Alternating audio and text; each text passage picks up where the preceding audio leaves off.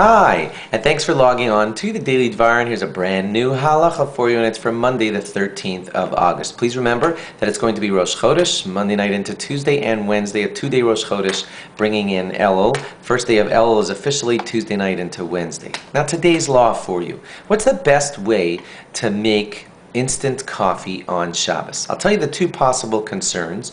One possible concern is that when you pour the hot water onto the grains of the instant coffee, you might be cooking them. Second possible concern, if you pour the grains into the hot water, you might be, according to some poskim, dyeing the water coffee color. So I'll tell you one more thing before we reach our conclusion. The one more thing to note is that there is a rule called ein bishul achar bishul. There's no cooking after cooking. So you might say, oh, well the coffee things are already cooked, so why are we worried about cooking altogether?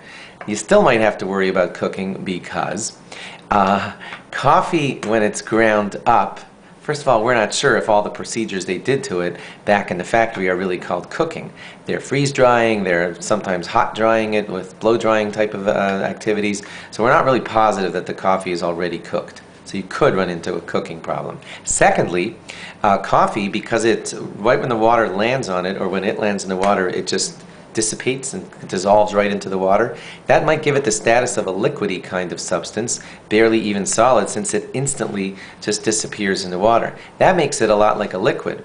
And liquids, even if they were once heated, when they get cool again, you're not allowed to heat them up again. Even though there's a rule called cooking doesn't happen after cooking, but when you have a liquid that was cooked and went cold, reheating it is called cooking. Anyway, to make a long story short, that means that the safest thing to do with your coffee is to have 2 cups in front of you. I'm going to try and say this simple.